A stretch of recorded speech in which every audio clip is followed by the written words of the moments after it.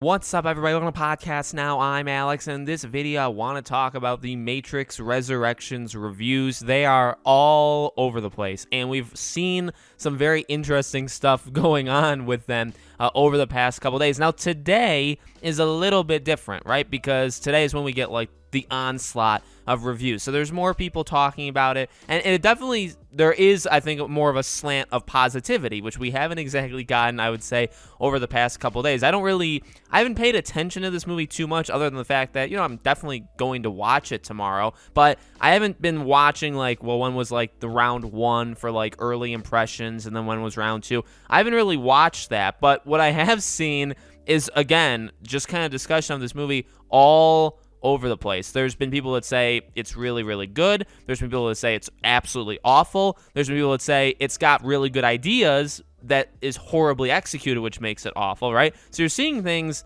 all over the place. There was the one big story that went around. I even retweeted it. Several people retweeted it of, that Matrix is the Last Jedi, like Star Wars, the Last Jedi for the Matrix films. I don't know, and this is a bold opinion, and you don't have to agree, and if you don't agree, it's absolutely okay. I hated The Last Jedi. It did kill Star Wars, at least the movies, for me. I honestly think you could make a case that the Disney sequels killed Star Wars in general for at least movie-going audiences. Maybe a more ripple effect throughout than just that, but that's kind of debatable. But, that's my opinion. So, at least for me, one more time, when I see that the Matrix is being compared, that this Matrix film is the Last Jedi for Matrix films, that is like a scary, that's like disinterested, I'm disinterested in it, immediately, because I'm not the big, and I've been very honest about it. So I've seen the first Matrix, but around, I don't know, 3 or 4 months ago, I've never seen 2 or 3. I only have seen the first one, and I saw it like 1 or 2 times. And a few months ago, me and my wife, we watched all 3 of them back to back, like literally, I think in a full day or maybe a day and a half, we watched all 3. First one is still like top tier. It still is absolutely incredible. The other 2 are insanely messy, but I actually kind of liked the other 2. Now, I don't know what I would have thought back in the day when they first came out, but I think they're fine. I don't think they're like incredible or anything, but they're what they are. You know what I mean? And so I'm not like a diehard. This movie, if it is the Last Jedi, could you say, well, it's gonna kill the Matrix? Well, I don't really think.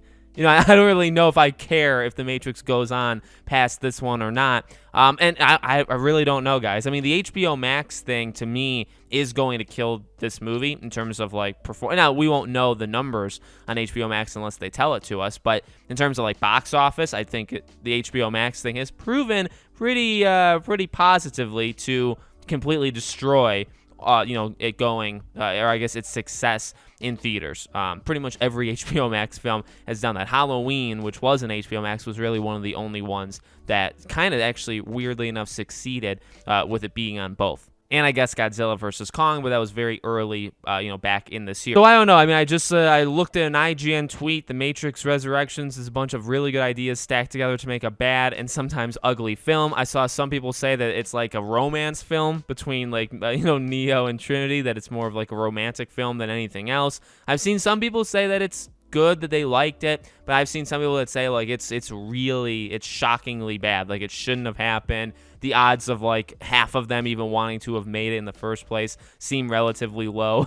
So it's again, I'm gonna be flat out honest. To me, I'm excited to watch this just to kind of see what it's gonna be. Right now, I would say that mindset has taken over me more than, like, excitement to see how it pushes the film, or like what it's gonna say about society, or like the metaverse, like, it's like, to me, that's what it is. It's gonna be more exciting to just see, like, is this movie god awful or not. Now, I'm not going in thinking it's gonna be the worst thing on planet Earth. Honestly, right now, I'm kind of just going in with an open mind, like, if it's good, or maybe it's shockingly, surprisingly good, or maybe some of the elements that people thought were good but that failed, maybe to me they won't fail. You know what I mean? So I'm actually, again, honestly, I'm way more excited to watch this movie today and yesterday and the day before than like 2-3. Like if you told me 2-3 months ago, where's my hype at? Very low, very low. But I was still gonna watch it. But now with all of this stuff, all of this very divisiveness, which is kind of where I live in life,